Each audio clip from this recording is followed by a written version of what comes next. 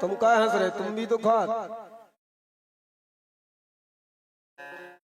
देखो हम तो नहीं खास तो सुधार रहे हैं, पहले खुद सुधरो फिर सुधारो। अपन नहीं खास तो अपन बेफिक्री से कह रहे हैं, और हमारे बच्चा सुधर जाए जोध के आसपास के, यही कथा है। संतानें अच्छे मार्ग पे चली जाएं। कोई आपसे आपके बच्चों से दुश्मनी थोड़ी है, आपके बच्चा से मेरे बच्चा सब सुधर जाएं, सदमार्ग पे लग जाएं, माता पिता की सेवा करें। बोलो जय श्री कृष्णा। सत्यभामा जी का विवाह बड़े धूमधाम से किया गया, और वो जो मणि थी उसे दहेज में दे दिया गया। अब भगवान फिर मणि के चक्कर में फंस गए। अब भगवान ने उस मणि को क्या किया, मणि घर पे रहेगी तो रोज 8 बार सोना देगी। और भगवान के इसी संदर्भ में 2 विवाह और हुए। एक बार भगवान अपने पांडवों से मिलने के लिए द्वारकापुरी आए, और जिसका नाम इंद्रप्रस्थ था, यमुना तट पर आज अर्जुन जी के साथ भगवान आज भ्रमण कर रहे हैं। तो यमुना तट पर देखा कि एक कन्या आंख बंद करके तपस्या कर रही है, तपस्या में लीन है। भगवान ने कहा अर्जुन इस देवी का पता लगा के आओ जो मेरे नाम को रट रही है क्या। सो अर्जुन गए, जाकर पूछा देवी कौन है। तो यहाँ एकांत में बैठी हो, आपका परिचय प्रदान करो। अहम देवस्व सवितुरु दुहिता पतिमीक्षति, मैं सूर्य नारायण भगवान की पुत्री यमुना हूँ। यहाँ क्या कर रहे हो। विष्णु वरेण्यम वरदम तपः परमम् स्थिताः। महाराज मैं भगवान सूर्य नारायण की पुत्री यमुना हूँ, कालिंदी हूँ। फिर भजन किसका कर रहे हो। कहा द्वारकाधीश को पति रूप में चाहती हूँ। अर्जुन तो सखा है भगवान। सो अर्जुन मुस्कुरा गए, वाह एक विवाह मुश्किल से होता है आदमी का, और आप तो चौथे की तैयारी में हो। भगवान मुस्कुरा गए, और कन्या यह आपके लिए तप कर रही है। भगवान उसके पास पहुंचे, गोविंद ने परिचय कराया, और वहीं यमुना तट पर श्री यमुना जी का मेरे भगवान के साथ पानी ग्रहण संस्कार हुआ। यह चतुर्थ विवाह था। अब चलते हैं उज्जैन। अवंती कहते हैं जिसको, यहाँ के राजा थे बिंद और अरविंद, उनकी बहन का नाम था मित्रवृंदा। कल हम पूछेंगे, अभी पूछेंगे सबसे एक एक को मंच पे बुलाकर 8 महाराज भगवान कृष्ण की पटरानियों के नाम बताओ। पहली कौन, रुक्मणी जी। दूसरी कौन, जामवंती जी। तीसरी कौन, सत्यभामा। चौथी कौन, यमुना जी कालिंदी। और 5वीं का नाम है मित्रवृंदा। देखो हमने रिपीट कर दिया, क्वेश्चन आंसर रिपीट कर दिया।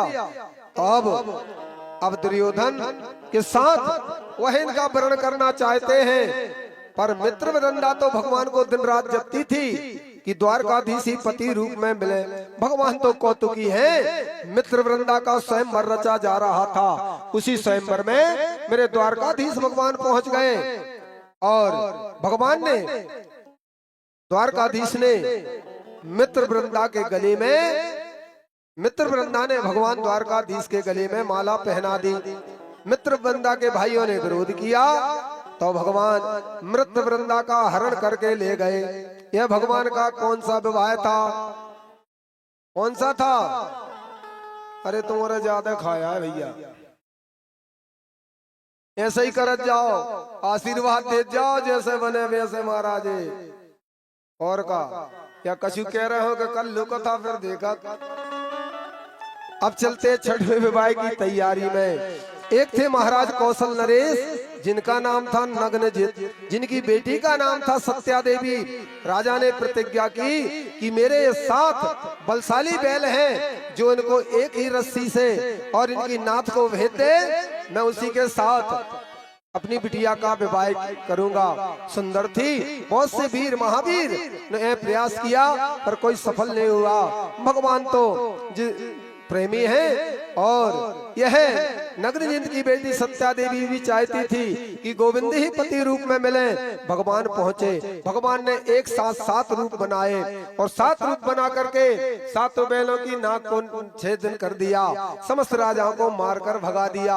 ये भगवान का कौन से नंबर का विवाह था? 6वें। अभी अभी चुप बैठे, तुम्हारे आज हो का गाओ? अच्छा, इसे सोच रहे हो कि महाराज आज चले जाए। एक बार भगवान ने ऊपर, अब चलते हैं वसुदेव की छोटी बहन श्री श्रुतकीर्ति के पास। ये भगवान की बुआ जी लगी।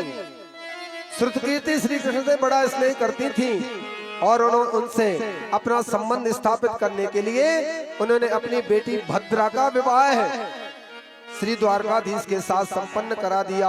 ये भगवान का 7वां विवाह था। कुछ लोगों को आश्चर्य होगा कि बुआ की बेटी तो बहन होती है, फिर संपन्न कैसे हो गया?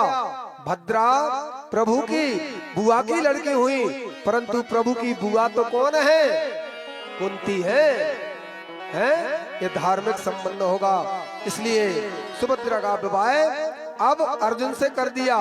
तो यह विवाह कैसे नहीं हो सकता? सुभद्रा का विवाह भी तो हुआ था अर्जुन के साथ।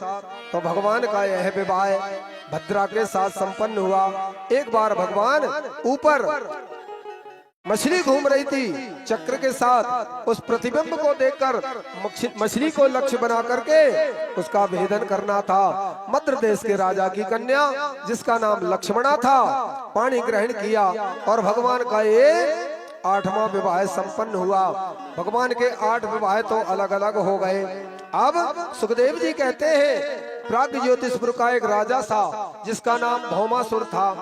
वह बड़ा दैत्य था, वैसे इसका नाम नरकासुर था, परंतु वह भूमि से पैदा हुआ था, इसलिए इसका नाम भौमासुर कहलाया। इसने 20,000 राजकुमारियों को 20,000 राजकुमारियों के साथ विवाह करने का संकल्प किया था।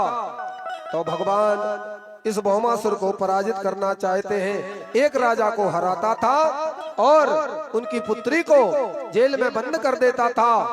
20,000 इकट्ठा करना चाहता था, सबको बंदी गृह में डालता था। संख्या 16,100 तक पहुंच गई। कितनी संख्या हो गई? 16,100। 20,000 में कम रही। सभार्यो गरुड़ारूढ़ा प्राग ज्योतिषपुरम आयो हो। भगवान गरुड़ पर सवार होकर के प्राग ज्योतिषपुर पधारे सत्यभामा के साथ। मेरे भगवान गरुड़ जी पर बैठे हैं। नगर में प्रवेश किया तो इसकी नगर की रक्षा करने वाला 5 मुख वाला मुर नामक राक्षस था। एक नाम भगवान का मुरारी है, कहते हैं मुरारी।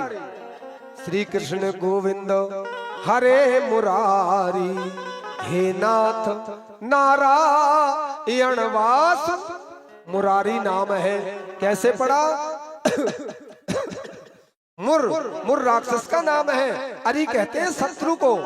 अरि माने शत्रु, मुर माने राक्षस, अरि माने शत्रु। मुर नामक राक्षस के शत्रु भगवान है, इसलिए इनका नाम मुरारी पड़ा। मुर नामक दैत्य था। भगवान